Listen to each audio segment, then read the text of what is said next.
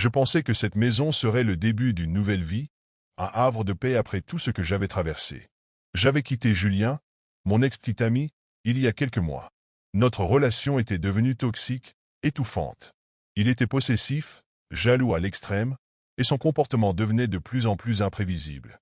J'avais dû rassembler tout mon courage pour partir, pour mettre un terme à ce cauchemar.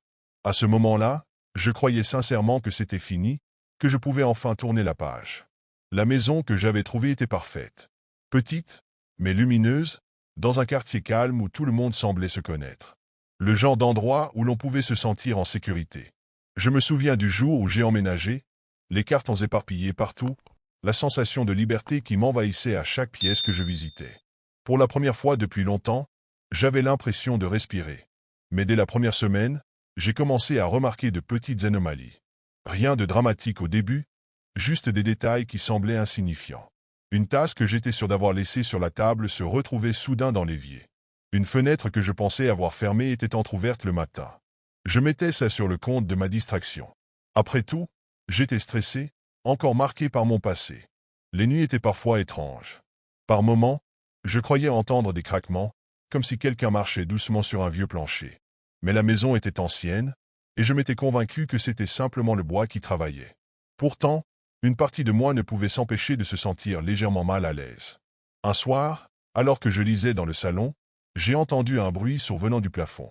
C'était comme un objet qui tombait, mais il n'y avait personne au-dessus de moi. Mon cœur a battu un peu plus vite, mais je me suis ressaisi, peut-être un rat ou un oiseau coincé dans le grenier. Je me suis dit que je vérifierais plus tard, mais au fond, je savais que je n'irais pas. J'avais pris l'habitude de vérifier plusieurs fois les serrures avant d'aller me coucher. La porte d'entrée, la porte arrière, toutes les fenêtres. Ce rituel était devenu presque obsessionnel, mais il me donnait un semblant de contrôle. Pourtant, malgré toutes ces précautions, j'avais souvent cette étrange sensation d'être observé. Comme si des yeux invisibles scrutaient chacun de mes mouvements.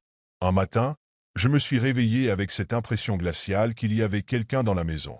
Tout était silencieux, mais l'atmosphère semblait différente, comme si l'air était plus lourd. J'ai fait le tour de toutes les pièces, une tasse de café tremblant dans ma main. Bien sûr, je n'ai rien trouvé. Mais cette impression persistait, s'insinuant dans mes pensées tout au long de la journée. Peu de temps après, des objets ont réellement commencé à disparaître. Un pull que j'adorais, mon chargeur de téléphone, des petits trucs que je pouvais facilement perdre, mais qui ne réapparaissaient jamais. Ça devenait frustrant. Je me demandais si je n'étais pas en train de devenir folle, si mon esprit ne jouait pas des tours. J'ai même parlé de tout ça à une amie. Elle m'a gentiment dit que c'était probablement le stress, que j'avais vécu une période difficile et que mon esprit avait besoin de temps pour se calmer. Je voulais la croire. Je voulais croire que tout cela n'était qu'un mélange de fatigue et de paranoïa. Mais au fond de moi, une petite voix chuchotait que quelque chose n'allait pas. Que ces événements, si insignifiants soient-ils, formaient un puzzle dont je ne voyais pas encore l'image. Et cette voix, même si je voulais l'ignorer, devenait de plus en plus difficile à étouffer. Les jours passaient, et les événements étranges s'intensifiaient. Ce n'étaient plus seulement des objets déplacés ou des fenêtres entr'ouvertes. Une nuit, en rentrant du travail, j'ai trouvé la porte arrière de la maison légèrement entrebâillée. Je me suis figé, mon cœur battant à tout rompre. Je savais que je l'avais fermée à clé avant de partir, j'en étais certaine.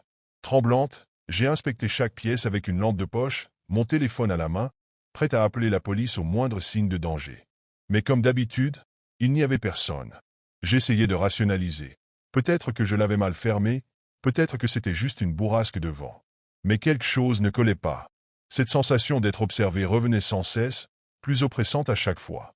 Un autre soir, alors que je regardais un film dans le salon, j'ai entendu ce qui ressemblait à des pas au-dessus de ma tête. Ce n'était pas le bruit aléatoire du bois qui craque, non. C'étaient des bruits réguliers, distincts, comme si quelqu'un marchait lentement dans le grenier.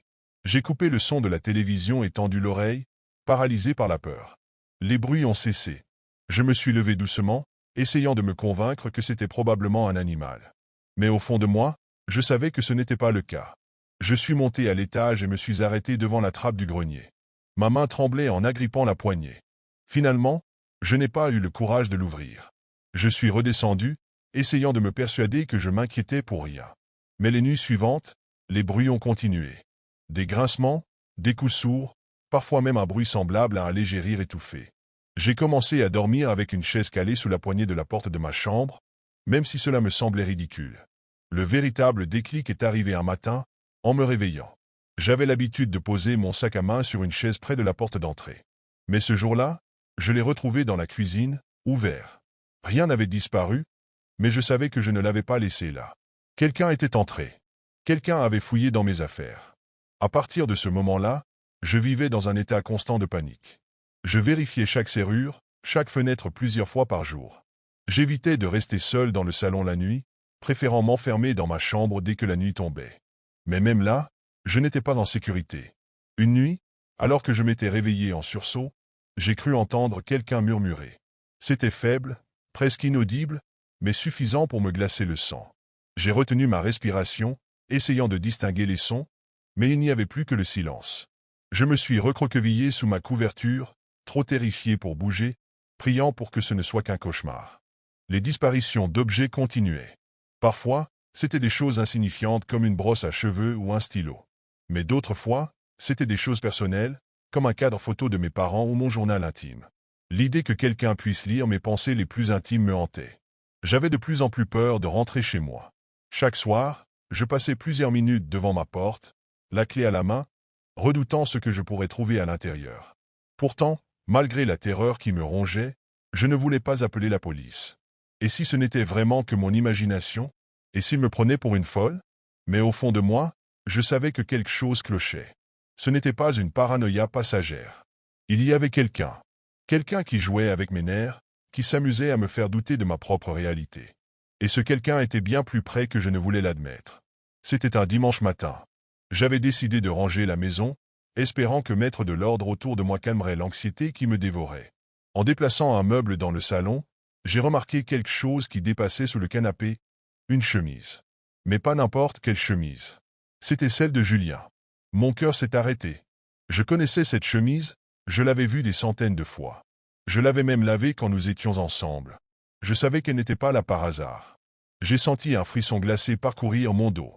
Comment était-elle arrivée là? Le reste de la journée, j'ai erré dans la maison comme un automate, incapable de me concentrer sur quoi que ce soit. J'avais cette chemise dans les mains, et des dizaines de scénarios horribles défilaient dans mon esprit. Était-il entré chez moi? Était-il encore là? C'est cette nuit-là que tout a basculé. J'étais dans ma chambre, enfermé à double tour comme d'habitude. Mais un bruit sourd m'a réveillé. C'était un craquement, juste au-dessus de ma tête. Pas un simple craquement du bois, non. Cela ressemblait à un pas, suivi d'un autre. Quelqu'un marchait dans le grenier. Tremblante, j'ai pris mon téléphone et allumé la lampe torche. Je savais que je devais vérifier, que je ne pouvais plus ignorer ce qui se passait. Lentement, je suis sorti de ma chambre, la lumière de mon téléphone tremblotante éclairant le couloir. Arrivé devant la trappe du grenier, j'ai hésité. Mon instinct me criait de fuir, mais une force inexplicable m'a poussé à tirer sur la corde. La trappe s'est ouverte avec un grincement sinistre, révélant une échelle poussiéreuse. J'ai pointé ma lampe torche vers le haut, et mon cœur s'est serré en découvrant ce que je redoutais le plus. Là-haut, dans un coin du grenier, se trouvait un matelas crasseux, entouré d'emballages de nourriture, de bouteilles vides et d'objets à moi. Il y avait mon pull disparu, mon cadre photo, et même mon journal intime, ouvert à une page précise. Julien avait écrit des notes dans les marges, des phrases obsessionnelles. Elle doit me pardonner, nous serons à nouveau ensemble. Je me suis effondré, incapable de respirer. À cet instant, un bruit derrière moi m'a figé. C'était un souffle. Lent, irrégulier. Je n'étais pas seul. Sans réfléchir, j'ai lâché mon téléphone et me suis précipité hors du couloir, descendant les escaliers à toute vitesse. Mon instinct de survie avait pris le dessus. J'ai couru jusqu'à la porte d'entrée, priant pour qu'elle ne soit pas verrouillée. Heureusement, elle s'est ouverte, et je me suis précipité dehors. Dans ma panique, j'ai appelé la police en tremblant, incapable d'expliquer clairement ce qui se passait. Ils sont arrivés en moins de 15 minutes, mais ces minutes m'ont semblé une éternité. Quand ils sont entrés dans la maison, ils ont trouvé Julien dans le grenier, caché derrière une pile de boîtes. Il tenait un couteau à la main, son visage déformé par une expression que je ne reconnaissais pas. Il m'a appelé, hurlant mon prénom alors qu'il l'embarquait. Les policiers m'ont dit qu'il vivait là depuis des semaines, peut-être même depuis mon emménagement. Il avait installé un véritable campement, m'espionnant à travers une petite ouverture dans le plafond, notant chacun de mes mouvements dans un carnet trouvé sur place. Je pensais avoir touché le fond avant de découvrir tout cela. Mais en voyant l'ampleur de son obsession, j'ai compris que j'avais échappé à quelque chose de bien plus horrible que je ne l'aurais jamais imaginé. Même après que la police l'a emmené, l'écho de son hurlement résonnait encore dans ma tête. On devait être ensemble. Tu n'as pas le droit de me fuir.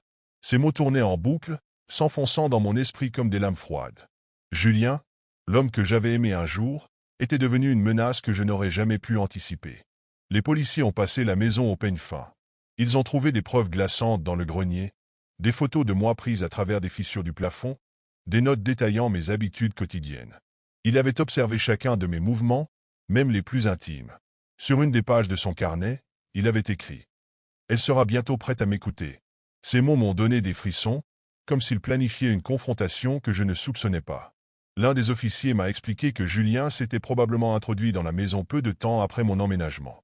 Il avait une copie de mes clés, probablement faite à mon insu avant notre rupture. Quand j'ai changé la serrure de la porte principale, il avait commencé à entrer par une fenêtre du rez-de-chaussée, qu'il laissait toujours entr'ouverte. Mais le détail le plus terrifiant est venu plus tard, lorsque les enquêteurs ont analysé son carnet. Il ne s'agissait pas seulement de regagner ma confiance. Julien avait des plans. Des pages entières décrivaient comment il voulait me protéger de moi-même. Certaines notes étaient si perturbantes que les policiers ont préféré ne pas tout me révéler immédiatement. Ce soir-là, je suis resté dans ma voiture, garé devant la maison, incapable de retourner à l'intérieur. Les policiers m'ont conseillé de ne pas rester seul, de dormir chez un ami ou dans un hôtel, mais une partie de moi refusait de fuir à nouveau. J'ai appelé ma meilleure amie, Élise, et elle est venue me chercher en pleine nuit, me promettant de rester avec moi autant que nécessaire. Les jours suivants, Julien a été placé en garde à vue, mais ce n'était pas suffisant pour apaiser mes angoisses. Je revoyais sans cesse son visage dans le grenier, son expression démente et ce couteau qu'il tenait. Que comptait-il faire avec? Chaque soir, je sursautais au moindre bruit. Chaque ombre me semblait menaçante. Une semaine plus tard, la police m'a informé qu'ils avaient suffisamment de preuves pour porter des accusations sérieuses contre Julien. Violation de domicile, harcèlement criminel et possession d'une arme dans l'intention de nuire. Ils m'ont aussi conseillé de demander une ordonnance restrictive. Mais leur assurance que Julien serait derrière les barreaux pendant un certain temps ne suffisait pas à effacer ma peur. J'ai dû retourner dans la maison pour récupérer quelques affaires. Élise m'accompagnait, mais même en sa présence, l'atmosphère était suffocante. Chaque pièce semblait chargée d'un poids invisible, comme si les murs eux-mêmes avaient enregistré les semaines d'angoisse que j'avais vécues. Dans le grenier, tout avait été nettoyé, mais je ne pouvais pas m'empêcher de regarder cette petite ouverture dans le plafond, imaginant les yeux de Julien scrutant chacun de mes gestes. Avant de partir, j'ai regardé une dernière fois la maison. Ce lieu qui devait être mon sanctuaire était devenu une scène de cauchemar. Ce que Julien avait fait n'était pas seulement une intrusion physique. Il avait violé ma vie, ma sécurité, mon esprit. Ce n'est qu'en quittant la maison pour de bon que j'ai réalisé à quel point j'avais frôlé quelque chose d'indicible. Une pensée revenait sans cesse, et si je ne l'avais pas découvert à temps, le simple fait d'y penser me glaçait le sang. Mais ce que je ne savais pas encore, c'est que même loin de cette maison, les cicatrices de cette nuit allaient me suivre partout. Les jours qui ont suivi mon départ de la maison ont été marqués par une tension constante, comme si une ombre invisible continuait de me suivre. Julien était en détention, la police me l'avait confirmé, mais l'idée qu'il puisse revenir un jour ne quittait jamais mon esprit. Même entouré d'amis, je ne me sentais pas en sécurité. Les nuits étaient les pires. Chaque craquement, chaque souffle du vent me faisait sursauter. Je rêvais souvent du grenier, des pas au-dessus de ma tête, et de ce moment où j'avais vu Julien pour la dernière fois, tenant ce couteau. Ces rêves finissaient toujours de la même manière. Moi, incapable de m'enfuir, et lui qui me murmurait doucement. On sera enfin réunis. Je me réveillais en sueur, le cœur battant à tout rompre, incapable de retrouver le sommeil. J'ai commencé une thérapie pour essayer de surmonter ce traumatisme. Mon psychologue m'a expliqué que ce sentiment persistant de menace était une réaction normale à ce que j'avais vécu. Mais savoir cela n'aidait pas vraiment à calmer ma peur. Julien avait détruit bien plus qu'un simple sentiment de sécurité. Il avait ébranlé ma capacité à faire confiance, à me sentir chez moi, où que j'aille. La police m'a aussi informé que Julien avait plaidé la folie devant le tribunal. Ils ont découvert qu'il avait des antécédents psychiatriques, des troubles graves qu'il avait cachés tout au long de notre relation. Son obsession pour moi était devenue une sorte de refuge pour son esprit perturbé. Cette révélation m'a glacé, comme en avais-je rien vu. Quelques semaines plus tard, j'ai reçu un appel de la part de l'un des détectives. Julien avait été transféré dans un établissement psychiatrique sécurisé. Cela aurait dû me rassurer, mais ce n'était pas le cas. Le détective m'a aussi révélé que Julien avait écrit une dernière note avant son arrestation, retrouvée dans son carnet. Elle disait Si je ne peux pas être avec elle maintenant, je l'attendrai. Ces mots m'ont hanté pendant des mois. L'idée qu'il puisse être libéré un jour, qu'il trouve une autre manière de m'atteindre, était insupportable. Je me suis éloigné de tout ce qui pouvait me rappeler cette période, la maison, la ville, et même certains amis communs que nous avions partagés. J'avais besoin de recommencer ailleurs, de trouver un endroit où je pourrais enfin respirer. Mais, même loin, l'angoisse restait ancrée. Il m'était impossible de m'installer dans un appartement sans vérifier le grenier, les placards et même les faux plafonds. Chaque espace caché devenait une menace potentielle. Chaque inconnu dans la rue me faisait craindre de revoir son visage. Aujourd'hui, cela fait presque un an que tout s'est passé. Julien est toujours enfermé, mais je continue de regarder par-dessus mon épaule. Je ne suis plus la même personne. Cet épisode m'a appris à être plus prudente, mais il m'a aussi volé une partie de mon insouciance. Certaines nuits, je pense entendre des bruits, même dans mon nouvel appartement. Mais lorsque je me lève pour vérifier, je ne trouve rien. Est-ce mon imagination, ou une ombre persistante de ce que Julien m'a fait vivre? Je ne sais pas. Ce que je sais, c'est que sa présence continue de planer, même si nous sommes à des kilomètres l'un de l'autre. J'ai survécu à Julien, mais il a laissé une marque indélébile sur ma vie. Une marque qui, je le crains, ne disparaîtra jamais entièrement. Quand j'ai emménagé dans ce petit appartement, c'était comme un nouveau départ. Après ma rupture avec Claire, j'avais besoin de m'éloigner, de trouver un endroit où je pourrais me reconstruire. L'appartement n'avait rien de spécial, mais il était calme, situé dans un quartier tranquille, et je pensais que c'était exactement ce qu'il me fallait. Les premières semaines ont été étranges, mais je me disais que c'était normal. Après tout, vivre seul pour la première fois peut être perturbant. Chaque grincement du plancher ou craquement des murs me faisait sursauter, mais je mettais ça sur le compte de mon imagination. Les vieilles maisons ont toujours des bruits inexplicables, n'est-ce pas? Mais rapidement, ces bruits sont devenus plus distincts. Des pas. Oui, des pas. Ou du moins, c'est ce que ça ressemblait. La nuit, quand tout était silencieux, j'entendais ce son rythmé, comme quelqu'un qui marchait doucement, presque précautionneusement. Ça semblait venir du plafond, mais je savais qu'il n'y avait personne au-dessus de moi. Au début, je me suis dit que c'était peut-être mes voisins d'axe en grave côté. Les murs étaient fins, après tout. Peut-être qu'ils se déplaçaient tard dans la nuit, et que le son résonnait de manière étrange. Mais ce qui me troublait, c'était la régularité. Toujours à la même heure, vers 2 ou 3 heures du matin, ces bruits se manifestaient. Une nuit, alors que j'étais allongé dans mon lit, j'ai décidé d'écouter attentivement. J'ai retenu mon souffle, mes oreilles tendues. Les bruits ont commencé. Un pas, puis un autre. Ils étaient lents, espacés, comme si quelqu'un avançait avec précaution pour ne pas être entendu. Mon cœur battait à tout rompre, mais je me suis convaincu que ce n'était rien, que c'était probablement le vent ou un animal. Pourtant, quelque chose n'allait pas. Ces sons semblaient trop humains pour être dus à des courants d'air ou à un rat. Mais que pouvais-je faire? Sortir dans le couloir en pleine nuit pour vérifier? Je n'en avais pas le courage. Alors, je me suis enfoncé sous les couvertures, essayant d'ignorer ce sentiment grandissant de malaise. Au fil des jours, ces bruits nocturnes ont commencé à affecter mon sommeil. J'étais constamment fatigué, nerveux. Je vérifiais plusieurs fois que la porte était bien verrouillée avant d'aller me coucher. Je passais du temps à regarder les fenêtres, à m'assurer qu'elles étaient bien fermées. Je riais de moi-même, me disant que j'étais paranoïaque. Mais une partie de moi savait qu'il y avait quelque chose qui clochait.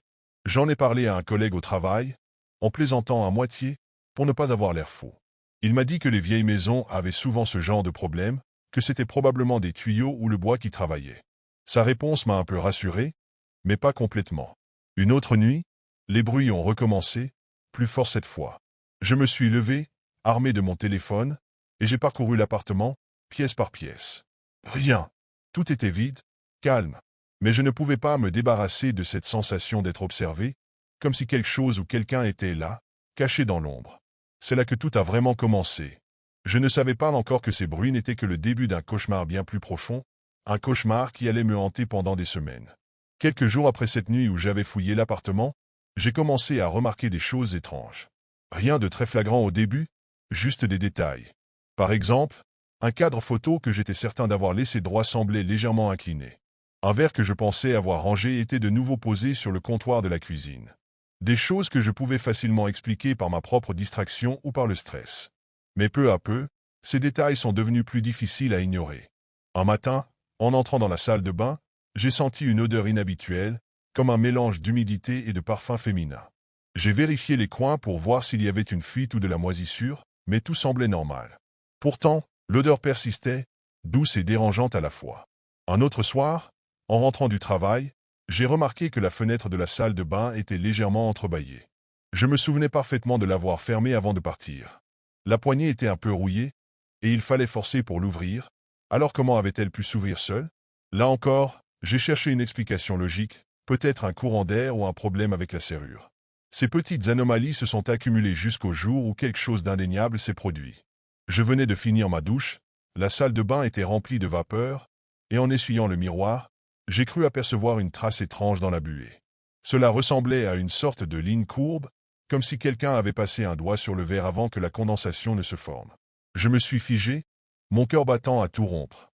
Je me suis dit que c'était impossible, que j'avais dû toucher le miroir par accident sans m'en rendre compte. Alors, j'ai effacé la buée avec ma serviette, essayant de me calmer. Mais cette nuit-là, en me couchant, cette image me revenait sans cesse. Et si ce n'était pas moi? Les jours suivants, j'ai commencé à devenir paranoïaque. Je vérifiais chaque pièce avant de quitter l'appartement, mémorisant mentalement la position des objets. Chaque soir, je m'assurais que toutes les fenêtres et portes étaient bien verrouillées, même celles qui n'étaient pas accessibles de l'extérieur. Malgré tout, cette sensation étrange persistait, cette impression que quelqu'un avait été là, que je n'étais pas seul. Un événement a finalement confirmé mes craintes. En rangeant ma chambre, j'ai trouvé un objet qui ne m'appartenait pas, un vieux bracelet en tissu, usé, que je n'avais jamais vu auparavant. Il était posé sur ma table de chevet, comme s'il avait toujours été là. Je l'ai regardé pendant un long moment, essayant de comprendre d'où il pouvait venir. Était-ce un souvenir oublié, quelque chose que j'avais ramené sans y penser? Mais rien ne me revenait. Cette nuit-là, je n'ai presque pas dormi. Je fixais le plafond, tendant l'oreille au moindre bruit. Les pas avaient cessé, mais le silence était encore pire. Chaque craquement des murs semblait amplifié, chaque ombre dans la pénombre paraissait bouger. Ce que je ne savais pas encore, c'est que ces petits indices étaient les premières manifestations d'une présence bien plus proche que je ne pouvais l'imaginer. Une présence qui m'observait, patiemment, attendant le moment idéal pour se révéler. C'était une nuit comme les autres. Je m'étais couché tôt, épuisé par une journée de travail stressante, mais quelque chose me tracassait. Le silence pesant de l'appartement était plus lourd que d'habitude, et les bruits nocturnes semblaient plus proches, plus intenses. Les souvenirs de la fenêtre entr'ouverte et du bracelet inconnu tournaient dans ma tête, mais je me forçais à ne pas y penser. Je suis allé prendre une douche pour essayer de me détendre. L'eau chaude glissait sur ma peau, et peu à peu, je sentais mes muscles se relâcher. Quand j'ai terminé, la salle de bain était complètement remplie de vapeur, le miroir presque opaque. Je l'ai effacé en passant ma main dessus, comme d'habitude, mais cette fois-ci, quelque chose était différent. En enlevant la buée, mes yeux se sont posés sur une trace étrange qui s'était formée sur le verre. C'était une écriture, fine mais bien lisible, tracée avec un doigt que je n'avais pas posé sur le miroir. Le cœur battant dans ma poitrine, je suis resté là, pétrifié. Les mots étaient simples, mais glaçants. Je t'aime toujours. Je me suis approché du miroir, mes mains tremblant. L'écriture était fraîche, encore légèrement floue à cause de la condensation, mais je n'avais aucune idée de comment cela avait pu se produire. Je suis resté là pendant un moment, à fixer ces mots, mon esprit tournant en boucle. Qui avait pu écrire ça? Et pourquoi dans mon miroir? La panique a commencé à m'envahir. Claire, bien sûr, Claire. Mais cela n'avait aucun sens. Elle savait que nous avions rompu, qu'elle ne faisait plus partie de ma vie. Je me suis forcé à respirer profondément. C'était peut-être une blague de mauvais goût, un moment de folie ou une hallucination, rien de plus. J'ai décidé de me calmer, de ne pas laisser cela m'affecter. Mais le message restait là, gravé dans mon esprit. Je me suis habillé rapidement et suis descendu dans le salon. Mais plus je pensais à ces mots, plus une sensation de malaise grandissait en moi. J'ai vérifié chaque coin de la pièce, ouvert toutes les fenêtres pour m'assurer que rien n'avait été modifié. J'ai même cherché des traces de pas, des signes d'effraction, mais il n'y avait rien. Tout était comme avant, calme et ordonné.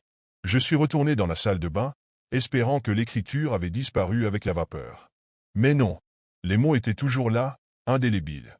Cela n'avait plus de sens. Comment Claire pouvait-elle être là, dans mon appartement, sans que je m'en rende compte? Elle n'avait pas de clé, et les fenêtres étaient toutes fermées à clé. Mais tout ça ne faisait qu'alimenter la confusion et la terreur qui me rongeaient. Je n'ai pas dormi cette nuit-là. J'ai passé des heures à tourner en rond, à vérifier toutes les portes, les fenêtres, à inspecter chaque recoin de l'appartement. Mais il n'y avait rien. Pas de traces, pas d'indice. Juste cette inscription, ces mots qui semblaient s'imprimer dans mon cerveau. Je t'aime toujours. Le lendemain, j'ai effacé le message, bien que je savais que cela ne ferait qu'accentuer le mystère. Mais plus je pensais à ce message, plus je me rendais compte que ce n'était pas juste une simple insulte ou une provocation. C'était quelque chose de bien plus personnel, de bien plus effrayant. Quelqu'un m'avait vu. Quelqu'un était là, à observer, à écrire ces mots. Et ce quelqu'un, je savais maintenant que ce n'était pas le vent. Ce n'était pas le hasard. Ce quelqu'un était clair. Mais comment? Pourquoi? Ce que je n'avais pas encore réalisé, c'était que ce n'était que le début. Le début d'un cauchemar que je n'aurais jamais pu imaginer. Après la découverte de ce message dans le miroir, je ne pouvais plus ignorer ce qui se passait. L'inquiétude se transformait en angoisse à chaque instant que je passais dans cet appartement. Je n'étais plus seul, et cette présence, je la ressentais partout autour de moi. Mais je n'avais pas de preuves, juste des indices, des bruits et des mots gravés dans la vapeur d'un miroir. J'avais l'impression que chaque recoin de mon appartement était un piège tendu, un endroit où l'on m'observait sans cesse. Je ne pouvais plus rester là à attendre que les choses se passent. Il fallait que je sache, que je découvre ce qui se passait réellement. Je n'étais pas paranoïaque, je le savais. Il y avait quelque chose, ou plutôt quelqu'un, qui me traquait. J'ai donc pris une décision radicale, installer des caméras de surveillance. Pas seulement dans le salon, mais partout. Dans la salle de bain, dans le couloir, partout où quelqu'un pourrait entrer sans que je m'en rende compte. Je ne pouvais pas me permettre d'être pris au piège dans un tourbillon de terreur sans savoir la vérité. J'ai acheté des caméras discrètes, petites, presque invisibles. J'ai commencé à les installer, une par une, sous les meubles, au-dessus des portes, dans les recoins sombres. Une fois tout en place, j'ai respiré un peu mieux, comme si, en enregistrant tout, je pourrais enfin comprendre ce qui se passait. Les premières nuits furent horribles. Chaque bruit me faisait sursauter, chaque mouvement suspect m'éveillait en sursaut. J'attendais que les caméras captent quelque chose, mais il ne se passait rien. La première nuit, le sommeil m'a finalement pris, épuisé par l'angoisse. J'ai éteint les lumières, fermant les yeux en espérant que le matin apporterait des réponses. Le lendemain matin, je n'ai pas perdu de temps. Dès que je me suis réveillé, j'ai allumé l'écran de surveillance et j'ai commencé à revoir les images. Le cœur battant, j'ai scruté chaque mouvement, chaque petit détail. Puis, vers 2h30 du matin, quelque chose a attiré mon attention. Un mouvement, à peine perceptible. Une silhouette, presque invisible dans l'obscurité, s'approchait de la fenêtre de la salle de bain. Je me suis figé, incapable de respirer. C'était clair, je l'ai reconnu tout de suite. Ses cheveux, son allure, même la manière dont elle se déplaçait. Elle était là, dans mon appartement, alors que je croyais dormir paisiblement. Elle n'avait pas frappé à la porte, elle n'avait pas demandé la permission. Elle était entrée par la fenêtre de la salle de bain, comme si c'était la chose la plus naturelle au monde. Elle se déplaçait lentement, presque comme un fantôme, se dirigeant vers le salon, puis s'arrêtant. Je pouvais la voir dans la pénombre, murmurant quelque chose, comme une prière, un chuchotement. Elle s'approchait du canapé, s'asseyait là, l'air pensif, comme si elle attendait quelque chose. Un frisson glacé m'a parcouru. Elle m'avait observé, chaque nuit, sans que je le sache. Puis, elle s'est levée. Lentement, méthodiquement, elle a commencé à se déplacer dans l'appartement, allant de pièce en pièce. J'ai vu son reflet dans le miroir, se pencher sur l'étagère, toucher des objets, les déplacer. Elle ne cherchait rien, juste à être là, à respirer l'air de ma maison, à me sentir proche, même en silence. C'était comme si elle était persuadée que je finirais par la reprendre. J'ai mis en pause la vidéo. Mon cœur battait la chamade, je ne pouvais pas y croire. Je savais que Claire avait des problèmes, mais à ce point-là, elle avait envahi ma vie d'une manière si subtile, si silencieuse, que je n'avais rien vu venir. Les caméras ne mentaient pas. Elle était là, dans mon espace privé, encore et encore, comme une ombre, prête à revenir dès que je fermais les yeux. Je n'ai plus pu regarder les vidéos après ça. La peur était trop grande, trop envahissante. J'ai appelé la police, bien sûr, mais Claire n'était plus là. Quand ils sont arrivés, il n'y avait aucune trace d'effraction, aucun signe de sa présence. Mais je savais ce que j'avais vu. Les caméras ne mentent pas. Et je savais aussi qu'elle reviendrait. Elle n'avait pas fini. Elle n'allait jamais partir. Les policiers ont pris des notes, ont pris la situation au sérieux, mais je savais que rien ne changerait. Le pire n'était pas encore arrivé. Ce que j'avais vu sur les vidéos était juste la pointe de l'iceberg. Je ne savais pas encore à quel point cela allait dégénérer, mais je le sentais. Tout ce que je pouvais faire, C'était attendre le prochain signe, le prochain mouvement dans l'ombre. Les jours suivants étaient un tourbillon d'incertitude et de terreur. La police avait pris l'affaire en main, mais il était clair que, sans preuve concrète, il ne pouvait rien faire. Claire n'était plus apparue, et pourtant, l'angoisse persistait, plus présente que jamais. Je savais que j'étais loin d'être à l'abri, que le calme apparent n'était qu'une illusion, une pause avant le prochain chapitre de cet enfer silencieux. Chaque soir, je fermais toutes les fenêtres, je vérifiais les serrures, et je m'assurais que tout était verrouillé. Mais chaque nuit, en me couchant, cette peur viscérale me rongeait. Et ce soir-là, je n'ai pas fait exception. J'ai vérifié les portes une dernière fois avant de m'allonger, la tête pleine de ces images insoutenables, de ces vidéos qui tournaient en boucle dans ma tête. Chaque grincement, chaque bruit était amplifié. Il était près de minuit, je venais de m'endormir, lorsque j'ai entendu un bruit léger, presque imperceptible, venant du couloir. Un petit grincement, comme si quelque chose effleurait le sol. Mon cœur s'est immédiatement emballé.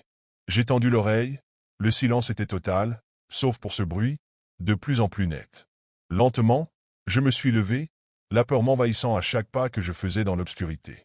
J'ai ouvert la porte de ma chambre, les mains tremblantes, mais le couloir était vide. Je suis allé dans le salon, les pieds presque inaudibles sur le parquet. Et là, une image terrifiante m'a glacé le sang. La fenêtre du salon, qui était pourtant fermée à clé, était entr'ouverte. Juste assez pour permettre à quelqu'un de s'y glisser. Mon cœur s'est arrêté. Je n'avais pas rêvé. Elle était là. Elle était dans ma maison. Et cette fois, il n'y avait pas de caméra pour me rassurer. Je me suis précipité vers la fenêtre, fermant brutalement les volets, mais quelque chose m'a arrêté. Une silhouette, claire, ou du moins, ce qui en restait. Elle se tenait dans l'ombre, à l'extérieur, contre la vitre, me fixant intensément, sans un mot, sans un mouvement. Ses yeux étaient vides, dénués de toute émotion, comme si elle n'était plus vraiment là. Et pourtant, je pouvais sentir sa présence, comme un poids lourd dans la pièce. Je n'ai pas pu bouger. J'étais paralysé. Puis elle a bougé. Doucement, lentement, comme si elle se régalait de la peur qui m'envahissait. Elle a fait un pas en avant, et un autre. Puis, dans un mouvement presque fluide, elle a disparu dans l'obscurité, comme si elle se fondait dans les ombres de la nuit. Je ne savais plus quoi faire. Tout m'échappait. J'étais piégé dans cette maison, dans ce cycle infernal de terreur. Et je savais que ce n'était pas fini. Ce n'était qu'un autre avertissement, un autre message, un autre signe qu'elle était là pour rester. Je l'avais vu de mes propres yeux. Claire était devenue une obsession, une présence invisible qui hantait chaque recoin de mon existence. Le lendemain matin, je n'ai pas quitté la maison. J'ai essayé de contacter la police à nouveau, mais ils ne pouvaient rien faire sans preuve tangible. Ce qu'ils ne comprenaient pas, c'est que cette fois, il ne s'agissait pas seulement de la simple présence d'une personne. Ce n'était plus juste un cas de harcèlement. C'était quelque chose de plus sombre, de plus sinistre. Claire avait franchi une ligne invisible, devenant un spectre obsédant, prêt à tout pour me revenir. Je savais que je ne serais jamais seul tant qu'elle serait là, à l'affût. Il n'y avait aucun moyen de s'échapper. Claire n'était plus la femme que j'avais connue. Elle était devenue une ombre, une obsession vivante, déterminée à faire de ma vie un véritable cauchemar. Je n'étais plus sûr de rien. Et maintenant, je n'avais qu'une certitude, elle reviendrait, encore et encore, jusqu'à ce que je devienne une partie d'elle, une partie de sa folie. Je m'appelle Maria, et si je vous raconte mon histoire aujourd'hui, c'est parce que je veux que quelqu'un sache à quel point j'ai lutté pour offrir une vie meilleure à mon fils. Tout a commencé il y a 2 ans, lorsque j'ai enfin trouvé le courage de quitter Lucas, l'homme avec qui j'avais partagé une grande partie de ma vie. Mais ce que je pensais être une libération n'était que le début d'un cauchemar dont je ne pouvais me réveiller. Lucas n'était pas toujours un monstre. Quand je l'ai rencontré, il était charmant, attentif, et il me faisait me sentir spécial. Mais au fil des mois, son amour s'est transformé en possession, et sa douceur en violence. Ce n'était pas seulement des mots blessants ou des regards froids. C'étaient des cris, des menaces, des coups. Chaque fois qu'il s'énervait, je me disais que c'était ma faute, que je devais essayer d'être meilleur, de ne pas provoquer sa colère. Mais avec le temps, j'ai compris que peu importait ce que je faisais, sa rage était incontrôlable. Le moment où j'ai su que je devais partir, c'était une nuit où il m'a frappé alors que je tenais notre fils, Caio, dans mes bras. J'avais peur, mais je savais que rester signifiait condamner mon fils à grandir dans cette terreur. J'ai commencé à planifier ma fuite en secret. Pendant des mois, j'ai économisé chaque centime que je pouvais, mentant sur mes dépenses pour ne pas éveiller ses soupçons. J'avais tellement peur qu'il découvre mon plan. La nuit où j'ai quitté Lucas, mon cœur battait si fort que j'avais l'impression qu'il allait exploser. J'avais attendu qu'il s'endorme, et avec une valise légère et CIO endormi contre mon épaule, je suis sorti de cette maison qui m'avait servi de prison pendant si longtemps. Il faisait noir, et je n'osais même pas allumer la lumière dans les escaliers, de peur qu'il ne se réveille. Chaque pas semblait résonner comme un coup de tonnerre dans le silence. J'avais déjà organisé notre départ. Une amie, l'une des rares personnes à connaître ma situation, m'avait prêté un peu d'argent pour acheter des billets de train. Nous avons voyagé toute la nuit, et à chaque arrêt, je jetais des regards derrière moi, terrifié à l'idée de le voir apparaître.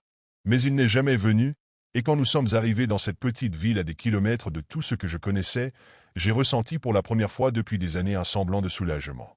La nouvelle maison était petite, modeste, mais elle était à nous. Je me sentais libre, même si cette liberté était teintée de peur. Chaque bruit dans la nuit me faisait sursauter.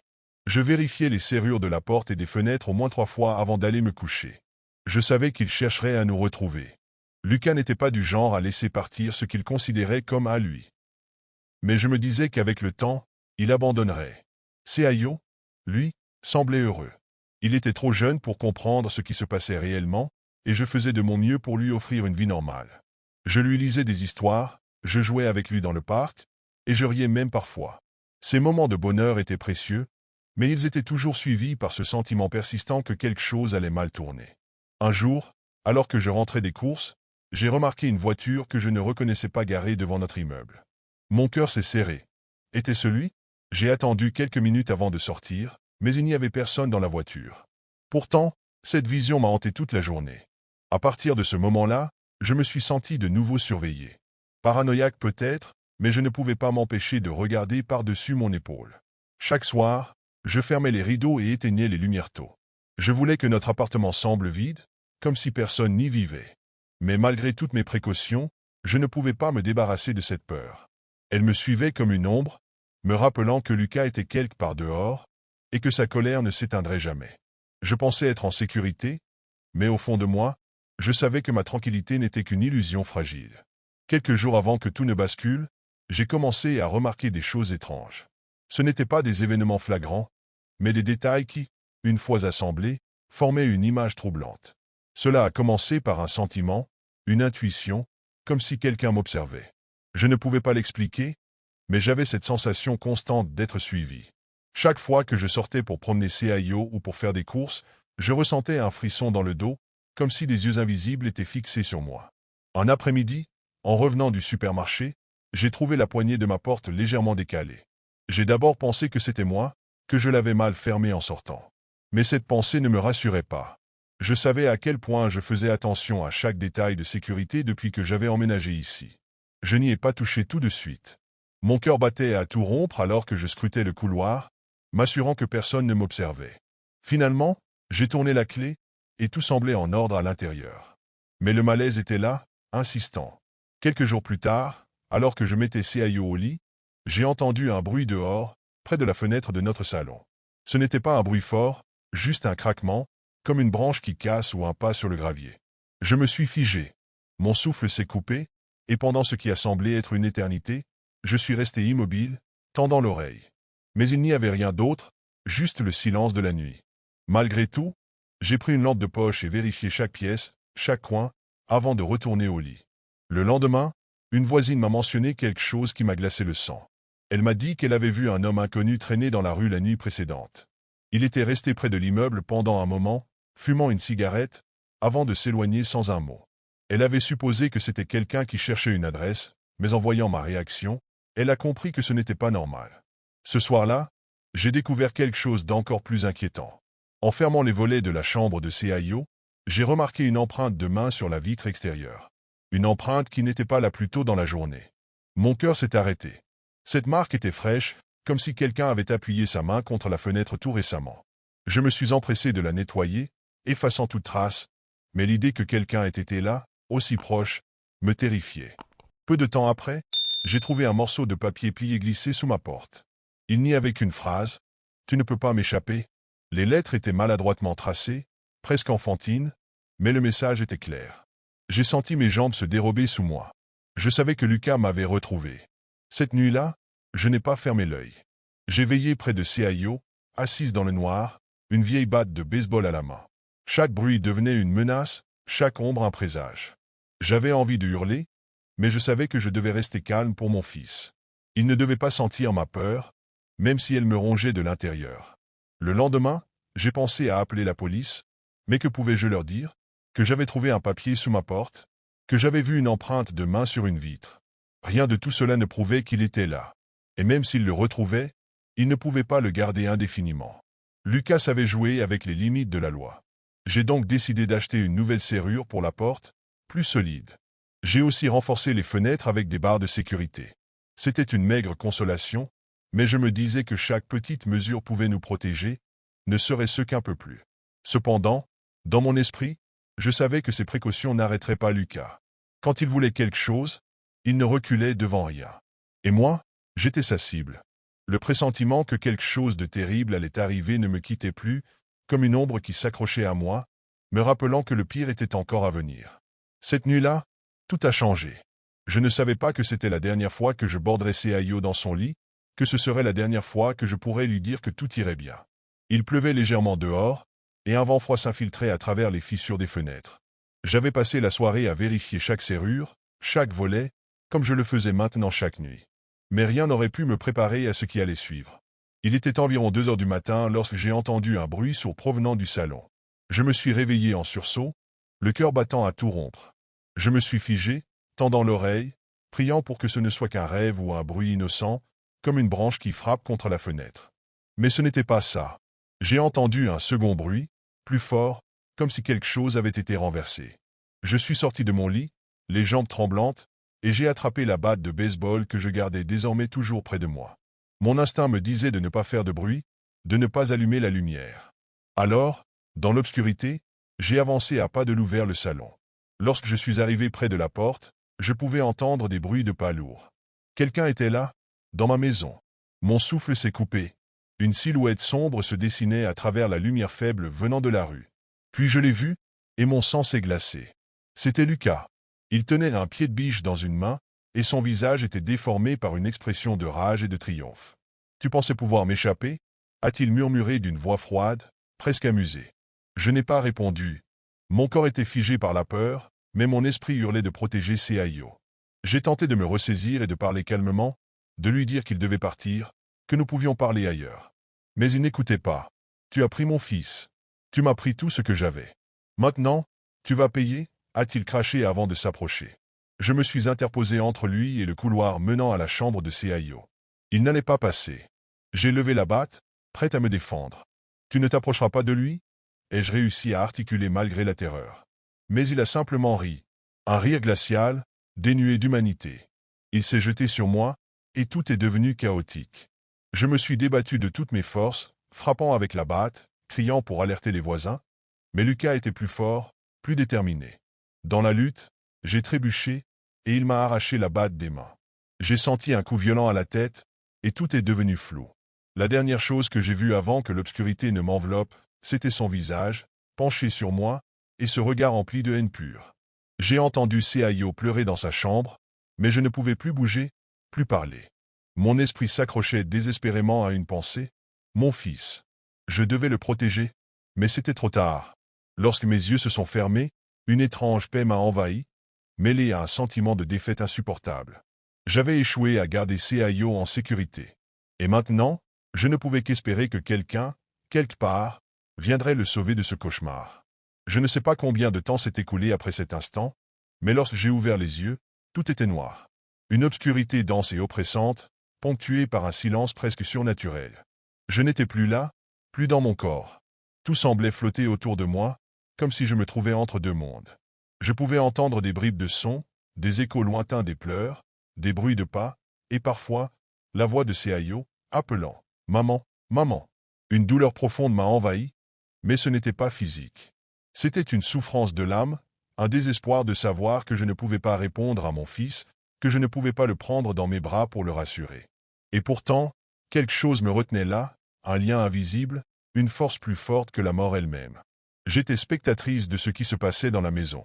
Lucas, après m'avoir laissé au sol, avait retourné le salon en criant. Ses mots étaient confus, emplis de rage et de désespoir. Il cherchait quelque chose, Ou peut-être cherchait-il simplement à détruire tout ce qui me représentait. Puis, il s'est dirigé vers la chambre de Seayo. Je voulais hurler, lui barrer le chemin, mais j'étais impuissante. Je n'étais qu'une ombre, un murmure dans le vide. Seayo pleurait, recroquevillé dans son lit, son visage baigné de larmes. Lucas s'est arrêté devant lui, le regard dur, mais quelque chose dans ses yeux a vacillé. Peut-être voyait-il son fils pour la première fois depuis des mois, ou peut-être réalisait-il ce qu'il avait fait. Il ne l'a pas touché. Il s'est contenté de le regarder, avant de murmurer « Tu n'auras jamais à te rappeler de moi ». Puis, il a quitté la pièce, refermant doucement la porte derrière lui, laissant Seayo seul dans le noir. Lucas a passé le reste de la nuit dans un état de frénésie, alternant entre des rires hystériques et des moments de silence absolu. Il parlait à haute voix, comme s'il s'adressait à moi, me reprochant tout, me maudissant. Mais à aucun moment il ne semblait regretter ce qu'il avait fait. Je suis resté près de Seayo, ou du moins, c'est ce que je croyais faire. Une présence, un instinct de mère qui ne pouvait pas abandonner son enfant. Les 2 jours qui suivirent furent une torture silencieuse. Lucas avait disparu, laissant derrière lui une maison plongée dans le chaos et un enfant abandonné. Seayo était resté enfermé dans sa chambre, trop jeune pour comprendre pleinement ce qui s'était passé, mais suffisamment conscient pour ressentir que quelque chose d'horrible avait eu lieu. Il appelait « Maman, maman ». Sa voix devenait de plus en plus faible, brisée par la faim, la peur et l'épuisement. J'étais là, ou du moins, j'avais l'impression d'y être, incapable de l'aider. Une force inconnue me retenait lié à cet endroit, à mon fils, comme si mon âme refusait de partir avant de savoir qu'il serait sauvé. Les voisins commencèrent à s'inquiéter. Ils avaient entendu des cris cette nuit-là, mais personne n'avait osé intervenir. Lucas avait toujours effrayé les gens. Pourtant, le silence pesant qui émanait désormais de la maison les alarmait. Une voisine, celle qui m'avait parlé de l'homme dans la rue, décida finalement de vérifier. Lorsqu'elle s'approcha de la porte, elle sentit une odeur inhabituelle, un mélange de métal et de désespoir. Elle frappa plusieurs fois, appelant mon nom. Évidemment, je ne pouvais pas répondre. Mais Seayo, d'une petite voix tremblante, réussit à murmurer. « Maman dort, j'ai faim ». Ce fut suffisant pour que la voisine alerte la police. Lorsque les agents entrèrent dans la maison, ce fut un spectacle terrifiant. Ils trouvèrent mon corps dans le salon, une scène marquée par la violence et le désespoir. Mais plus important encore, ils trouvèrent Seayo, affamé, terrifié, mais vivant. Lorsque les bras d'un policier l'entourèrent, une étrange paix m'envahit. J'avais l'impression que c'était la fin d'un cauchemar, même si le vide que je ressentais restait immense. Je ne pouvais plus être là pour lui, mais au moins, il était en sécurité. Les jours suivants, les journaux locaux rapportèrent l'histoire, parlant d'un père en fuite, d'une mère courageuse qui avait tout fait pour protéger son enfant, et d'un petit garçon orphelin. Mais ce que personne ne savait, c'était que je n'étais jamais vraiment parti. Même maintenant, je suis là, quelque part entre ce monde et l'autre, veillant sur lui. La justice n'a jamais rattrapé Lucas, mais je sais qu'il ne trouvera jamais la paix. Et moi, je resterai là, un souffle, un murmure, une présence invisible qui veille sur Seayo, pour m'assurer que jamais il ne subira à nouveau la cruauté de cet homme. C'est ma dernière promesse. Ma mission de mère, même au-delà de la mort. Je me souviens encore de la façon dont tout s'est terminé. Notre relation n'était pas parfaite, loin de là. Au début, tout semblait idyllique, mais rapidement, des fissures ont commencé à apparaître. Il devenait de plus en plus possessif, méfiant, et parfois même effrayant. Après des mois à essayer de sauver quelque chose qui ne pouvait pas l'être, j'ai décidé qu'il valait mieux partir. Ce fut une décision difficile, mais nécessaire. Au début, je pensais que tout était derrière moi. Les premiers jours après notre rupture ont été étrangement calmes. Pas de messages, pas d'appels désespérés. Juste un silence qui, d'une certaine manière, m'a semblé presque suspect. Mais je me suis dit que c'était peut-être son moyen de tourner la page, tout comme moi j'essayais de le faire. Puis, un matin, en sortant pour aller au travail, j'ai trouvé quelque chose sur le pas de ma porte, un bouquet de fleurs. À première vue, cela aurait pu sembler romantique, mais ce n'était pas le cas. Les fleurs étaient mortes, fanées à l'extrême, comme si elles avaient été arrachées à un cimetière abandonné. Pas de mots, pas d'explication, juste ce bouquet sinistre posé là, comme une relique macabre. Je n'y ai pas prêté trop d'attention sur le moment. Peut-être un mauvais plaisantin, ai-je pensé. J'ai jeté les fleurs et j'ai continué ma journée. Mais au fond de moi, quelque chose clochait. Ce n'était pas une coïncidence. C'était trop étrange, trop ciblé. Quelques jours plus tard, un autre cadeau est apparu. Cette fois, il s'agissait d'une enveloppe glissée sous ma porte. À l'intérieur, il y avait une coupure de journal décrivant un crime violent. Une femme avait été attaquée dans son propre appartement. Le papier était jauni, comme si l'article datait d'il y a des années. Encore une fois, aucune note, aucune explication. Le sentiment de malaise s'intensifiait. Qui aurait pu m'envoyer cela? Et surtout, pourquoi? J'ai commencé à verrouiller ma porte à double tour, à vérifier les fenêtres avant d'aller me coucher. Mais ces précautions n'apaisaient pas cette angoisse sourde qui grandissait en moi. Une semaine plus tard, un troisième cadeau est arrivé. Cette fois, c'était une petite boîte en carton laissée devant ma porte. À l'intérieur, j'ai trouvé un miroir cassé. Une simple feuille de papier accompagnait l'objet, avec ces mots griffonnés à la main. Ce n'est qu'un début. Mon cœur a bondi dans ma poitrine. Ce n'était plus un jeu.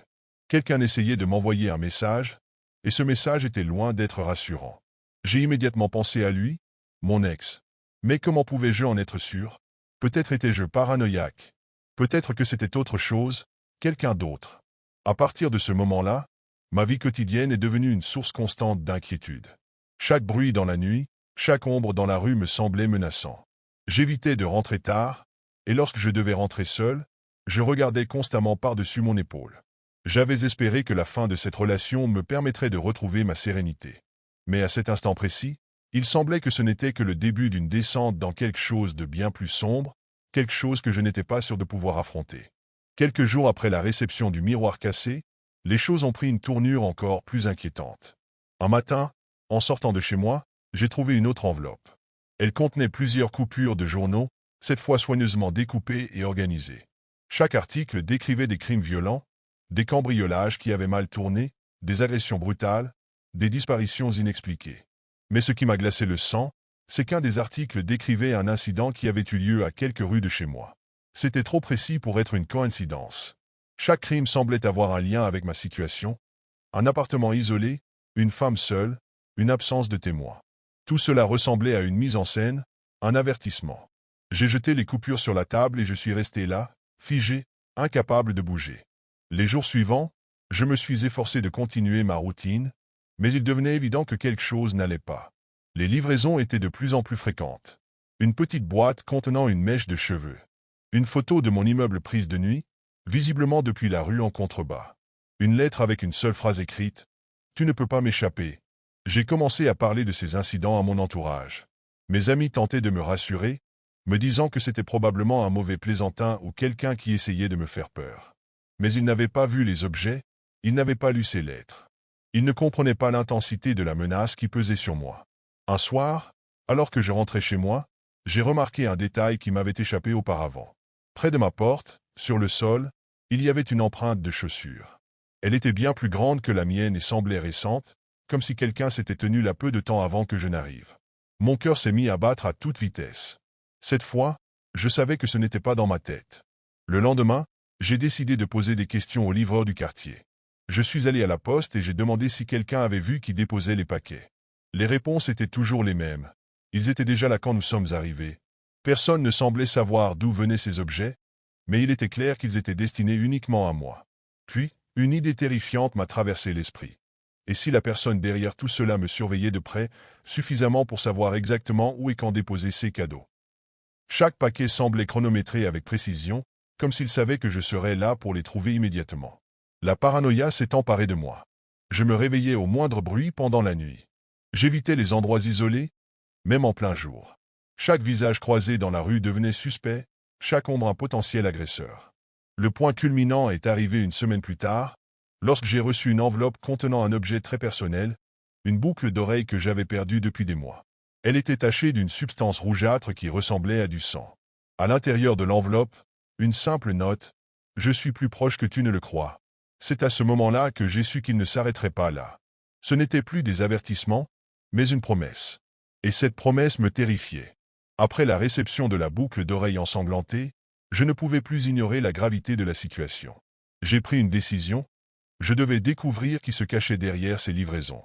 Mon instinct me poussait à croire que c'était mon ex, mais je n'avais aucune preuve concrète. Le temps était venu de confronter mes peurs. J'ai commencé par examiner chaque paquet que j'avais reçu.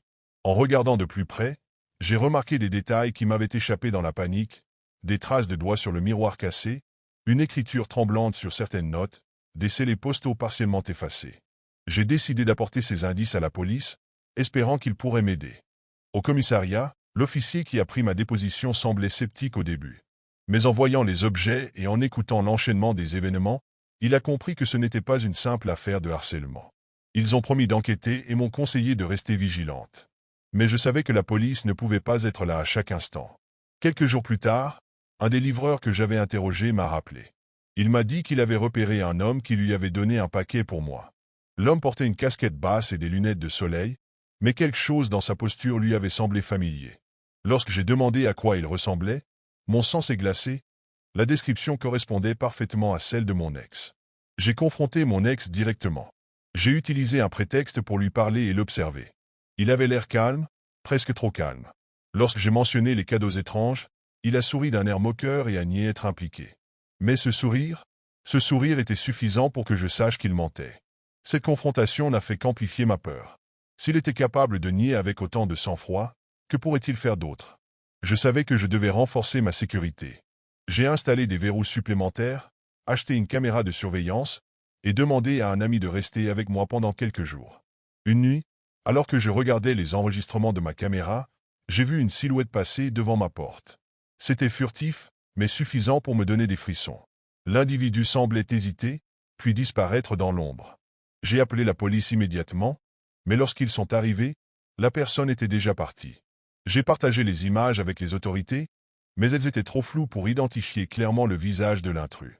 Cependant, elles confirmaient ce que je redoutais. Quelqu'un m'observait, surveillait mes moindres mouvements.